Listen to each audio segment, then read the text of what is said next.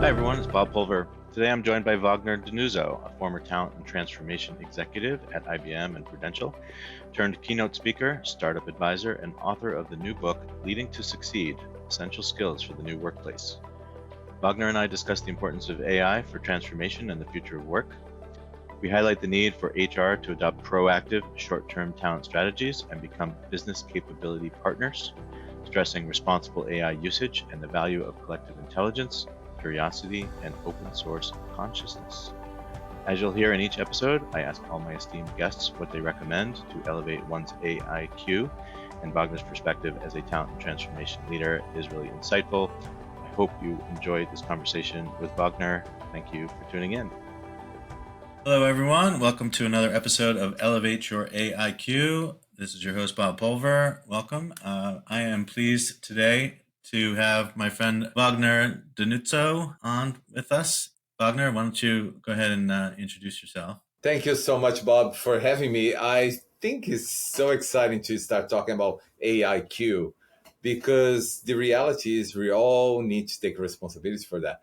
I'm Wagner Denuzzo. I've been in mental health as a mental health professional. I'm a licensed psychotherapist, but I moved into executive coaching, leadership development, management development, HR strategy. And 5 years ago, I was the head of capabilities for future of work at Prudential Financial. So I've been exploring the future of work for the last 6, 7 years, and it's very exciting what's happening. So I'm glad that we're going to be talking about some of this stuff. Yeah, I'm really looking forward to digging into this, Wagner. You and I met. It was at IBM when we first met, and one of the interesting sort of programs or initiatives that you and I were both involved in. It wasn't even like core like day-to-day stuff. It was helping the millennials, which were at the time were the young, just out of college, 20 somethings. So it does date ourselves a little bit, but I thought the program itself was so impactful because it really energized this whole sort of next generation of leaders and people who are, I guess I think of them as sort of change agents, right? They're the ones that are going to be willing to experiment and learn and sort of push the envelope. We did, as you'll remember, we did some design thinking exercises, and it really got the attention of senior leadership, of which you were a part of that. And so, any reflections on that? Bob, I've been reflecting on that because I wrote a book recently, Leading to Succeed, and it's resonating a lot with university students, people who are graduating, people who are entering the workforce. And it's interesting because that brought me back to the millennial core. Remember, that's what we call them. A community of very strong and ambitious millennials who want to have their voice heard. And that doesn't change for the new generations. They want to have their voice heard because there is value in what they have to bring to us. And that's the experience we created at IBM. Ginny Rometty was very accepting. In fact, some of them, the leaders, would meet with the CEO of IBM, a global company with 350,000 employees, would take time and dedicate time to listening to millennials at that time. And I remember one senior executive saying to me, "Hey, innovation doesn't happen in HQ, it happens on the ground." And it's amazing to me that that's still a recipe for the future of AI in organizations. If you let the people who are really thirsty for innovation, for new thinking, and new ways of working, they will help us inform and co-create this new reality. So I'm very excited about what's happening. But I remember the Millennial Core, and we still have connections, right, with some of them. Yeah, absolutely. Yeah, no, and it's really rewarding to see some of the leadership roles that they've now taken on in HR and beyond, right? And so yeah, there's a number of folks that I've stayed in touch with.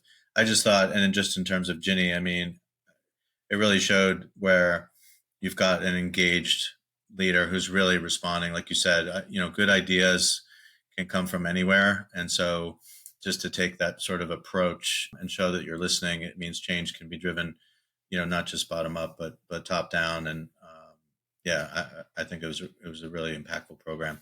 So when you left, I forget when you left IBM. I think we both may have left around the same time. But when you went to Prudential and you were leading some of the transformation work there, I mean, what were some of the?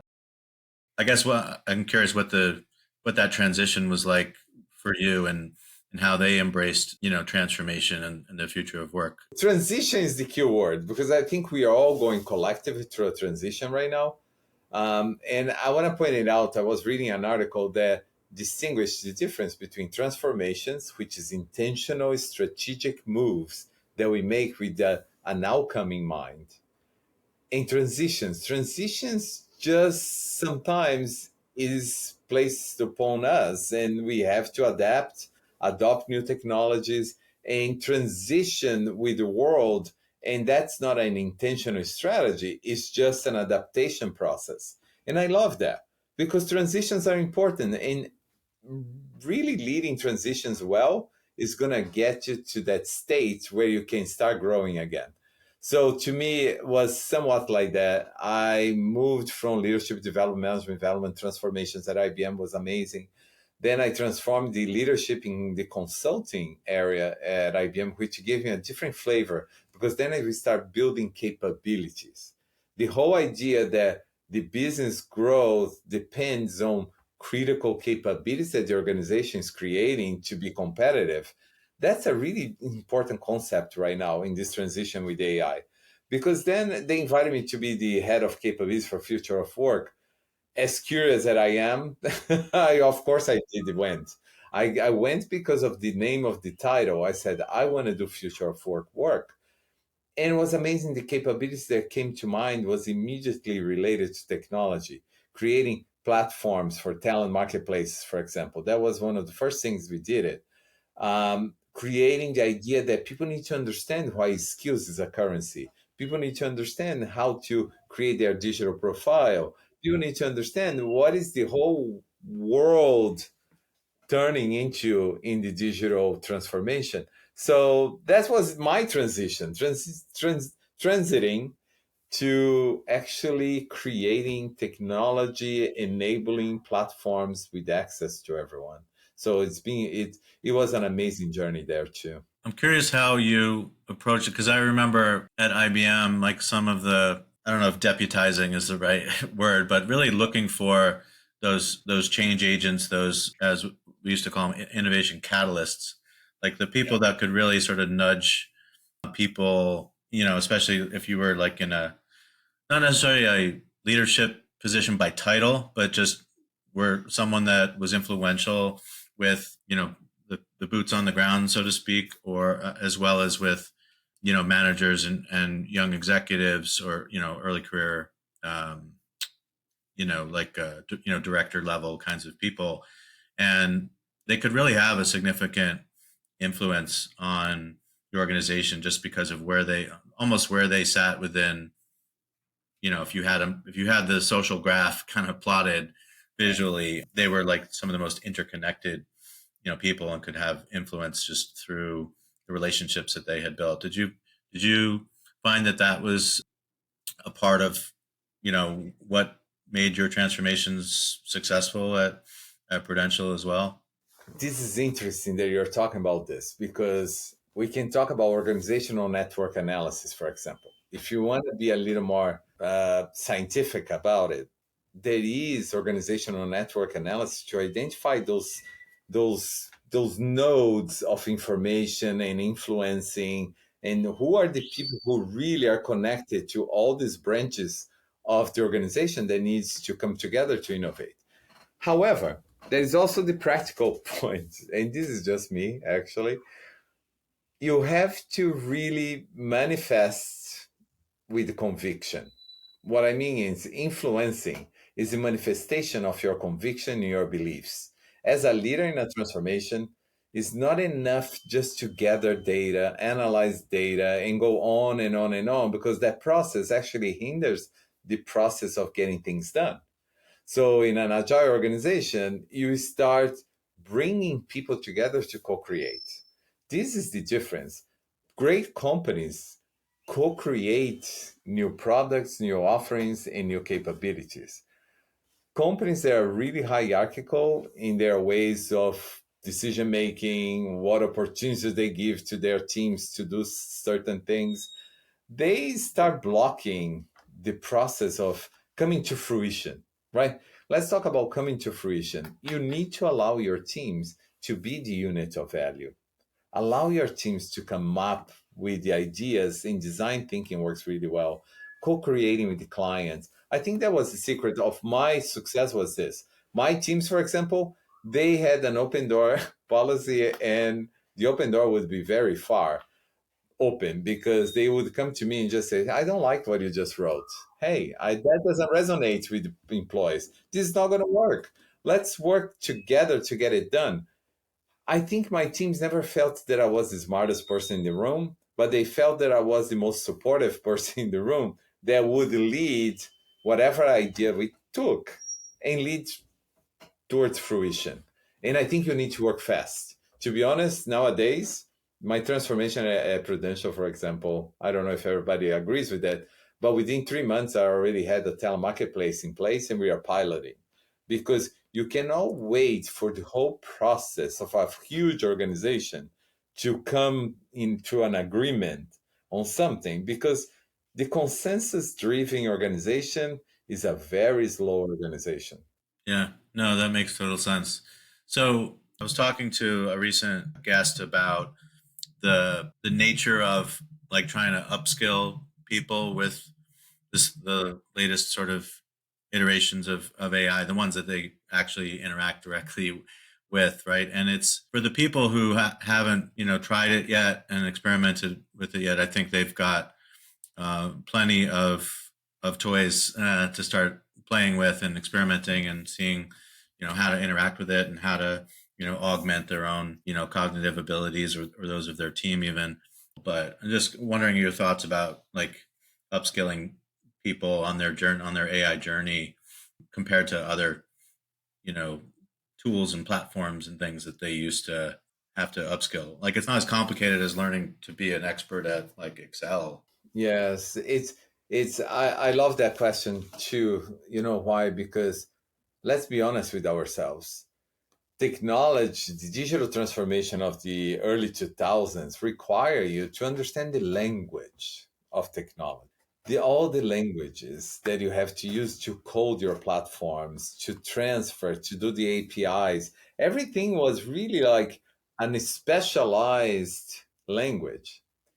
Today with generative AI, what you're doing is combining your knowledge of functions, expertise domains, understanding data at the highest level possible, understanding the strategy that you can use to combine things to give you meaning. So today, I think we're talking about creating meaning, honestly, because data we didn't solve the problem. Let's be real. Why CEOs are fed up that people are not adopting AI? I saw a document the other day. There is a research done. Psychologically speaking, humans love to contribute, and that's one of our motivations. We work, we contribute, and we want to see the outcomes of our contributions. So take just that.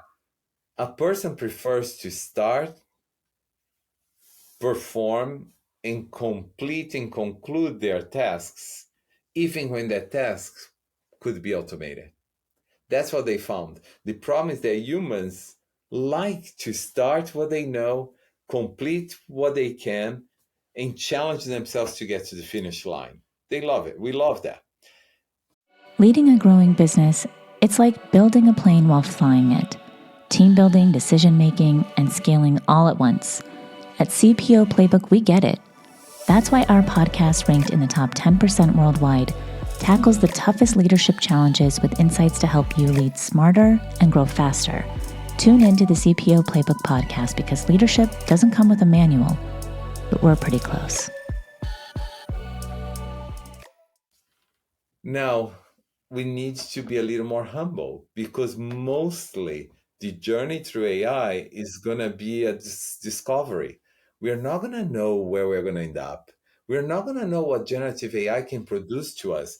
Think about us consultants, leadership development folks, learning. Everything's transforming. And now we are using generative AI to start our thought process. We have one idea. We transfer the idea into a prompt. That prompt generates incredible ways of seeing your idea. And then it's your judgment that's going to make a difference. So, humans, don't think ever that Gen AI is going to replace your ability to be creative and bring thoughts together. Because at the end of the day, you still have to be discerning to understand the context, to understand in the level of maturity of your organization, and understand how much you can push the envelope. So, all this is very human. But the AI quotient that you talk about is essential. Is essential, but it's a little easier. To be honest, your upskilling and reskilling in AI is a matter of courage, curiosity, and exploration. Yeah, I love it. I love it. So we jumped a little bit ahead because I usually ask my, what do you think of when you think of AIQ at the end of the at the end of the podcast. But no, that's good. No, I think what you're saying makes complete sense, and I think this is part of the experimentation is seeing how it can augment your thinking.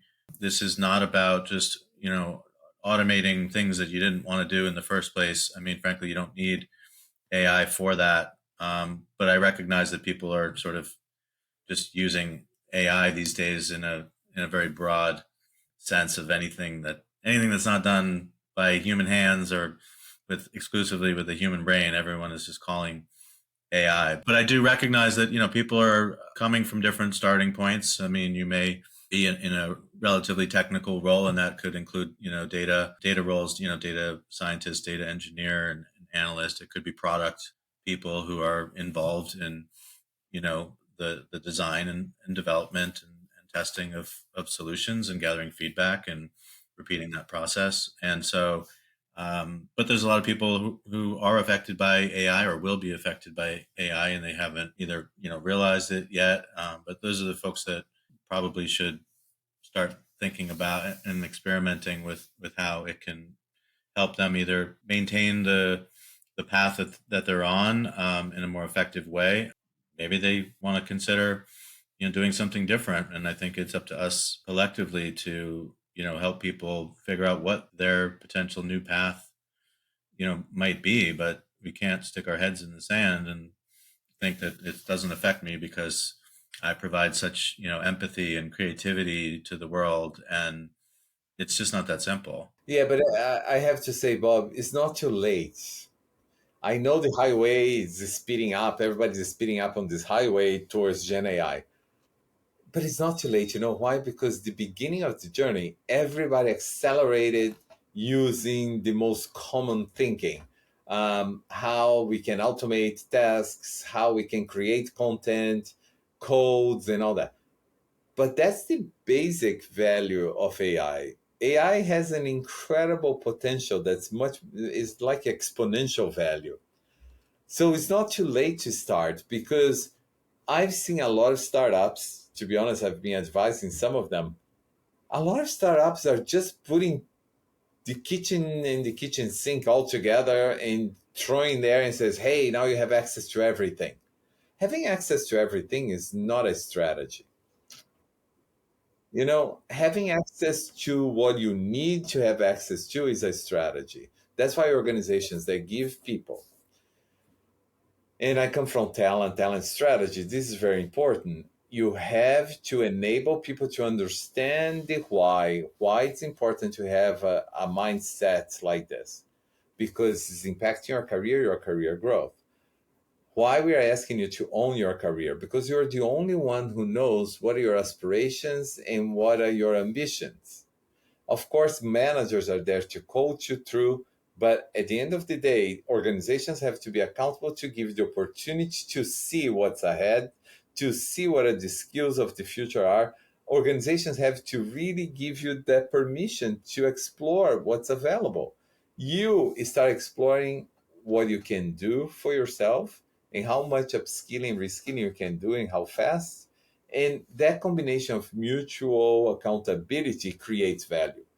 I think people are very misguided when they think the organization has to give you everything or the individual has to do everything by themselves. No, it's a shared accountability. Let's put it that way, you know? Well, there's a lot to unpack there, but one of the things that came to mind was like this obsession with productivity metrics, right? Like if that's the ultimate goal, then you really you sort of trap yourself in this mentality, and you're missing the whole point of what motivates people to get satisfaction from their work and to provide that, to create that value for themselves, for their team, for their organization. And especially when I see metrics all around just measuring like individual productivity.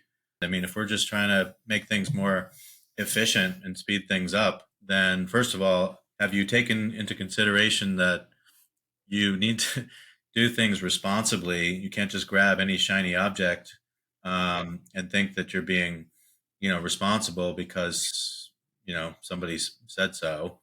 How are you really creating value? And so, of course, I think of talent acquisition, like moving people through the funnel faster, and then they get onboarded, and then there's a revolving door because you weren't measuring, quality of hire, or you weren't measuring the things that matter that are going to help you long term, find and retain the right people to collectively move the organization forward. Then, like, what's the point? On top of the fact that you're just going to automate, you actually are going to have AI and automation replace people instead of moving them up, helping to make them better, or moving them up the sort of value chain. So that's a lot to unpack there too. But I say three things. One is, just because you can, should you?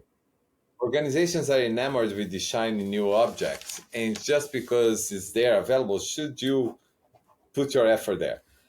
Then the other thing I would say is efficiency. Let's not forget, okay, of course we need to be efficient, but of course we need to be effective too.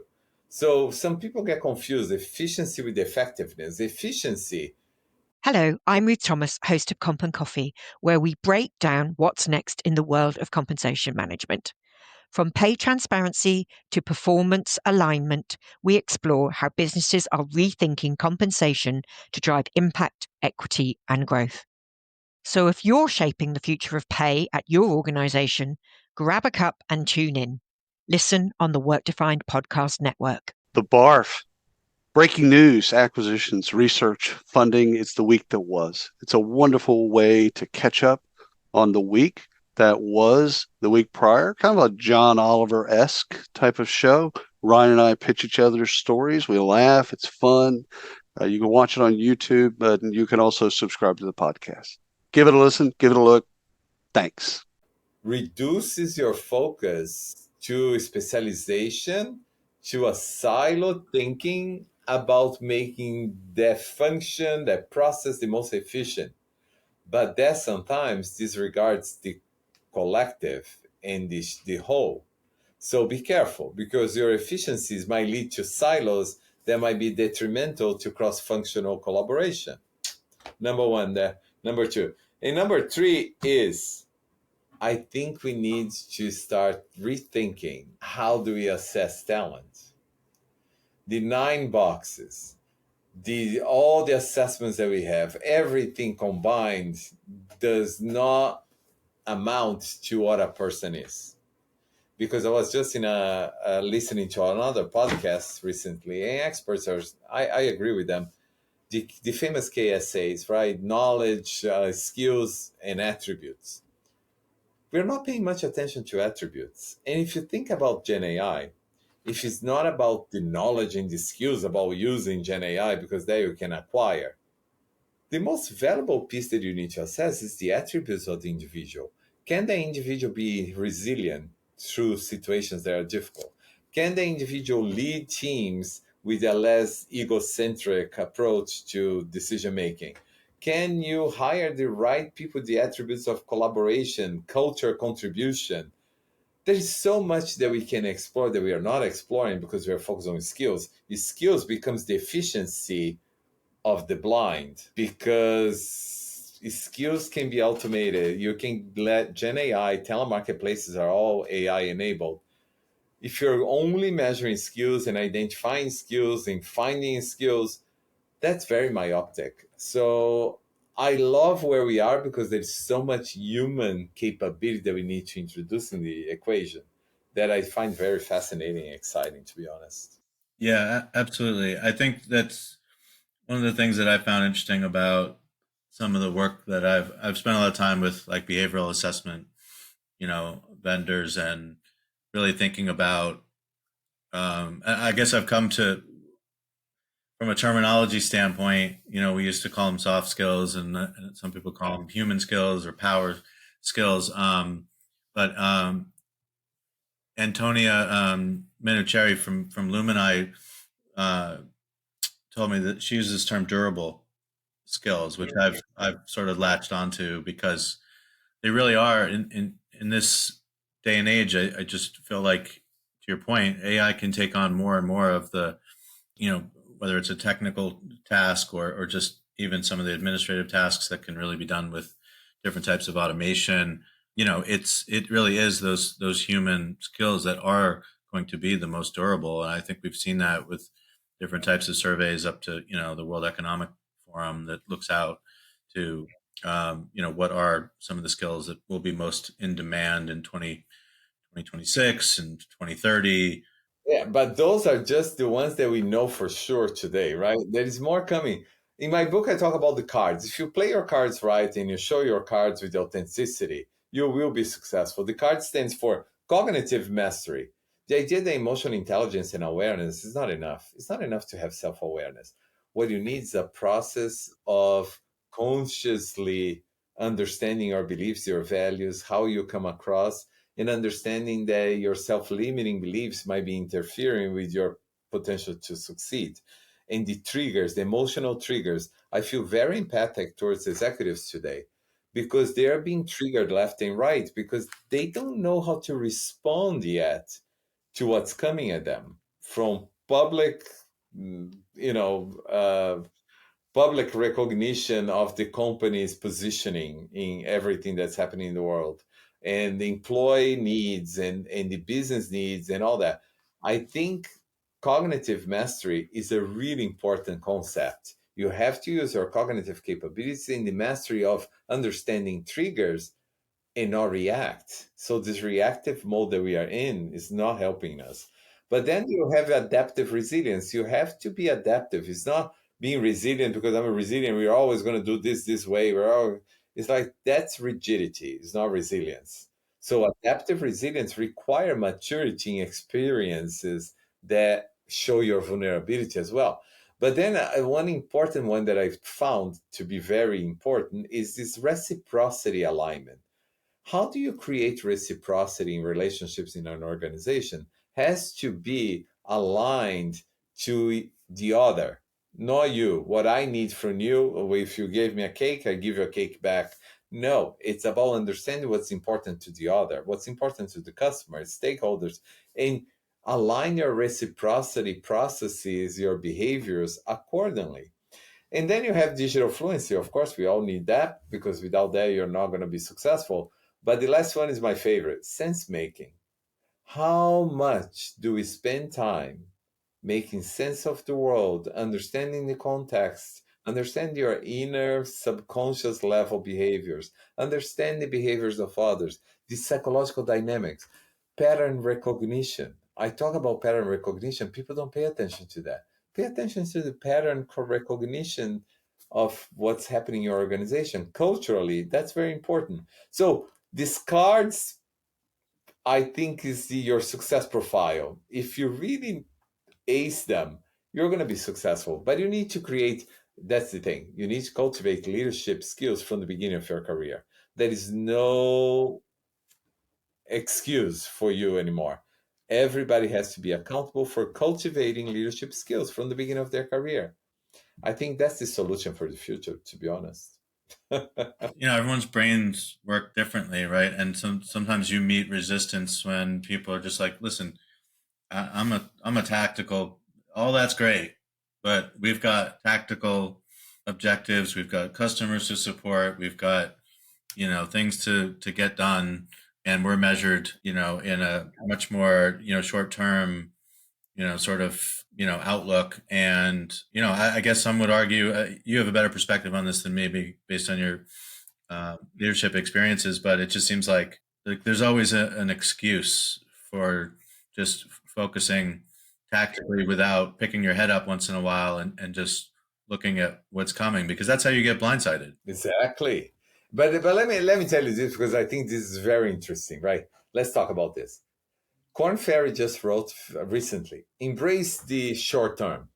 Optimize your business with a Workforce AI Edge powered by Vizier. Make smarter decisions and achieve better outcomes with real-time AI insights delivered to every people leader. Explore more at visier.com. I agree with that, because they are talking about the new workforce. The new workforce, as I said, my 5Ds, they are distributed, they are dynamic, they are diverse, they are digital, and they're discerning. But this idea of dynamic talent strategy is what I'm trying to convey to my clients as well in HR. I ask this simple question. How come when we talk about performance, everything is short term? When we talk about talent strategy, everything is long term. It doesn't make any sense. If you're going to embrace the short term across the spectrum of an organizational capability and performance.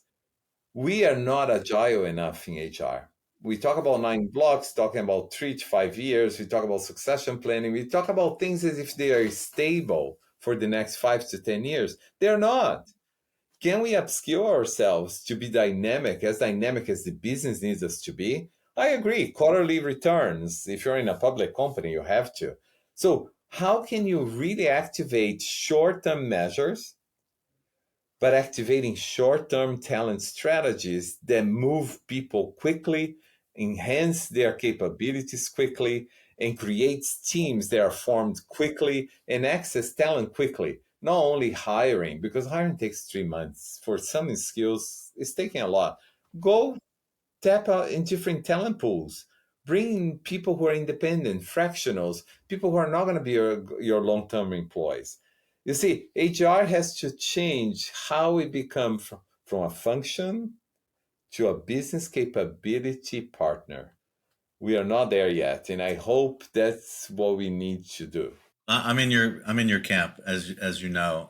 It can be frustrating at times, to be honest. And part of it is the siloed nature of many organizations, right? If you're not paying attention to what other teams are doing or how those other teams are part of the same sort of engine that's moving this organization forward, you don't necessarily know what to fix, what to change.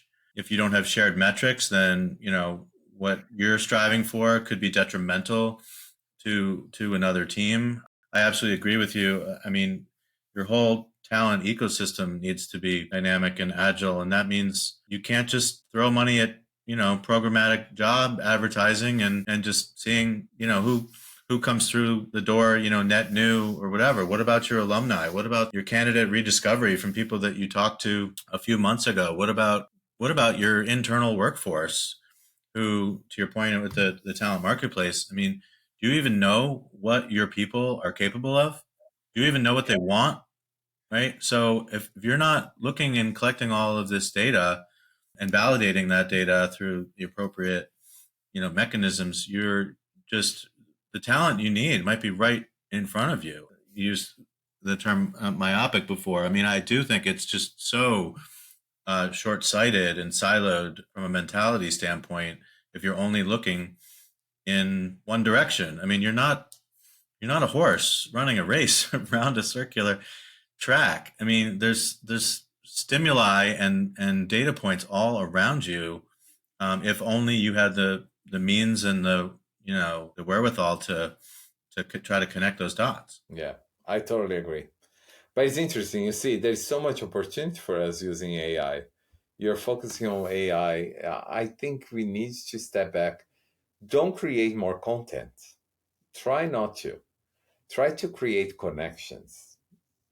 Connections are better than content. That is an excellent point. So your book, I mean, just to go back to that, I know you've sort of made reference to it a few times, but I mean, your book is about leadership. But to your point, I mean, it's not necessarily about that leaders by title are your audience. It's really about leadership principles that everyone can embrace. Is that fair? It's fair because I think it's my hope that this new generation knows how to regain the sense of agency, self-determination, because there's so many opportunities for them to choose who they want to join, how they want to start working, and they need to start fighting those little self-doubts that we all have. And I think they're ready, but they need guidance. And I hope my book can give them guidance. Even leadership, to be honest, leadership, we overestimate, I think, our leadership capabilities, competencies. There is a research from Harvard, right? That managers and executives think that they're much more self-aware than they really are, and they are much better leaders than they really are. There was a manager research showing that 90% of managers think they're the top 10% best managers in the organization. How can that be? 90% think that they're the top 10%? That can be. So we need to be a little more, use humility, allow people to co-create with you. And that's why elevating everyone to the level of leader allows people to feel a little more comfortable expressing themselves. And I even talk about the leadership expressions. I summarize in three: consciousness, knowing who you are, what you believe in, your values, where is your context, being conscious of where you are and why you're there is very important. Curiosity to lead others. If you're going to be in a diverse environment, because we are, you have to be curious about other people's point of view. You have to be curious about others' capabilities. And the courage comes as the third expression when you start leading organizations, because you need to have the courage to step up and take steps with conviction.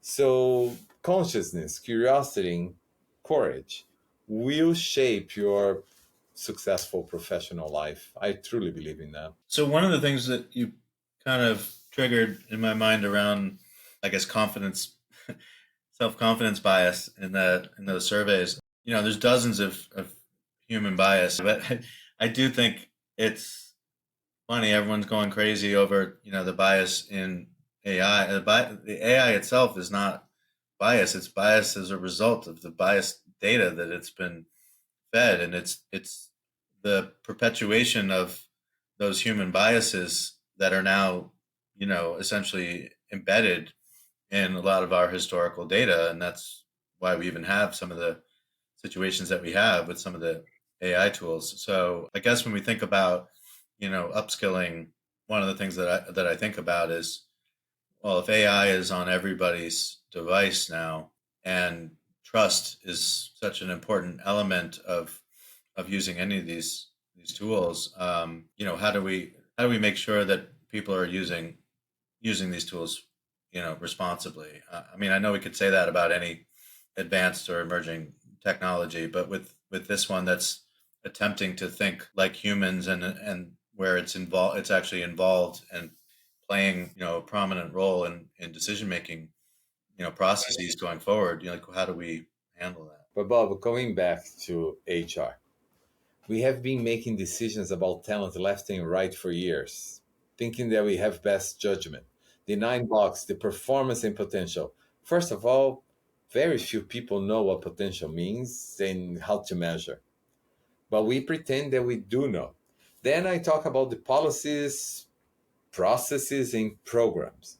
We create policies because we believe policies are going to control the environment. They don't. Then we create processes because completion becomes the metric of success. Think about performance management. We finish the annual cycles and people get so excited. 96% completion. Completion of what? What is the value? What is the quality of those conversations? And then programs. Oh no, they need development. So we don't accelerate minorities into positions of challenge. They put them in programs. We develop people for what? There is no end game. So The whole idea that AI is really changing how ethical behavior happens, I think is erroneous. Of course, we need to appeal to responsible usage. We always had that. Now, ethical, it becomes a personal value system that we need to foster from the individual.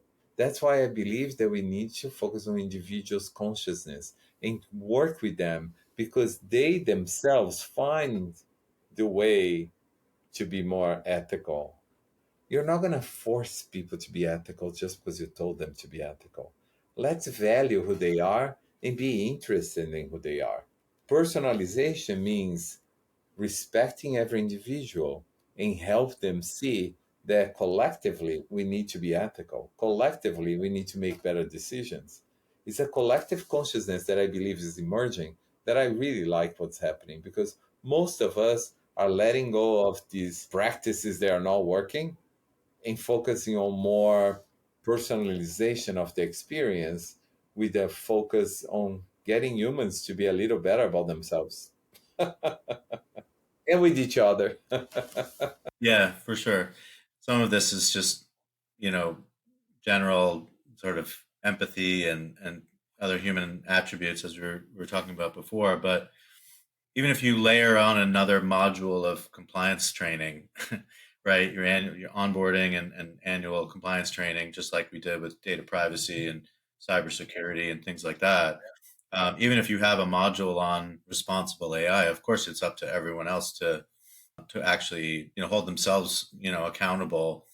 We talk about human in the loop, but there's just too many things happening simultaneously, too many steps and tasks and processes all over an organization to think that can be sort of governed and policed in a meaningful way. I think just humans will always find a way around that, or but I do think that incentives need to change, like we were talking about. Efficiency, being guided by efficiency means your metrics are tied to throughput and volume instead of quantity over quality. And I mean, long term, that's a huge mistake, especially when it comes to human impacting decisions like hiring and promotions. But that brings me to one last thought: ambidextrous leadership. Remember, this is from the 90s, even earlier. The military used a lot the idea that teams of teams, giving people the opportunity to lead, and this co-creation depends on your trust of each individual on the team. But ambidextrous leadership is a little higher maturity level because you have to manage for efficiencies in business effectiveness, but you also have to manage for cultural motivators or what creates the value in your ecosystem. And leaders have to be ambidextrous. It's very hard to be a leader right now because sometimes you get binary in your thinking. I think, this is not only sexuality, non-binary, but I think that is becoming part of how we should see the world in a non-binary way, so we can understanding where people are coming from, understand each other without these preconceived ideas, which leads to unconscious behavior sometimes and discrimination. You know, it's very complex what's happening, but I'm hopeful. Oh, I am definitely an optimist. I would say a cautious, optimist. I think the upside of all this is too great to ignore. We certainly are not putting the toothpaste back in the tube, as they say. And so, yeah, like it or not, here we are. Yeah, the legislation. I mean, that's going to continue to evolve, and hopefully, we'll come to some agreement or whatever. But trust underpins all of this because like any technology, it can be used for good, and it can be used for nefarious. Basically, hold each other accountable in some ways. Wagner, what do you think of the acronym, AIQ? Like what are some of the top things that you think of that come to mind, just to summarize it? I like to be spontaneous, and after our conversation, what comes to mind really is that AIQ is a process of non attachment. I usually I say to people, be engaged, fully engaged, put your energy into what you're doing, but try not to be emotionally attached to the outcomes, emotionally attached to what you're doing, because AI is a discovery. AIQ is about becoming an explorer of capabilities and possibilities. So what comes to mind is opening up discoveries with no attachment. And I think is going to be a very good recipe for most of us. Yeah, I agree. I think you've got to. Everyone may have preconceived notions of, what AI means, or they think about some specific, technology or use case or whatever. And I think you're right. I mean, you've got to be open-minded. I mean, frankly, it comes back to some of the principles in your book, right? I mean, just the curiosity aspect is certainly one that comes to mind. It's almost like what we are creating, honestly, what I say is collective intelligence. We are creating collective intelligence. So let's use the terminology open source to be part of this consciousness that we are creating. So open source community, open source consciousness, open source intelligence. I think that will really help us all, you know? I absolutely agree. Collective intelligence is something I've been evangelizing since our IBM days. Yeah, I mean, it almost takes on new meaning these days. I was talking to this futurist and author Ross Dawson about that as well. It's like we talk about humans, AI augmenting, humans, but a lot of times we are focused on like an individual, human brain, and then you can get into a whole debate about, well, shouldn't if AI has absorbed, the internet and all this other stuff, well, then hasn't AI already subsumed collective intelligence? And the answer is definitely no, because of the sources that it used and because of. I get it. The podcast just isn't enough. That's all right. Head over to your favorite social app, search up Work Defined, WRK Defined, and connect with us. The fact that it doesn't actually think, it doesn't have consciousness or anything. So the collective intelligence, having the cognitive diversity of a group, a knowledgeable group of people that can bring in all of those different perspectives and add their creativity and all these other elements. It's still an AI plus individual human intelligence, and then AI plus collective human intelligence. And I think that's an ambitious but important goal, right? How do you take the best of humanity and human, cognition, and as Ross would say, amplify that with artificial and augmented intelligence. Yeah, fascinating stuff. Wagner, as always, it's great to talk to you. Thank you so much for spending some time with me, and I'm sure our listeners will get a lot of value from this conversation. So thank you so much. Thank you so much, Bob, for inviting me. I always love these conversations because it triggers new thinking. So thank you. My pleasure. Anytime. All right, we'll talk again soon. Thanks, Wagner. Thanks, everyone, for listening.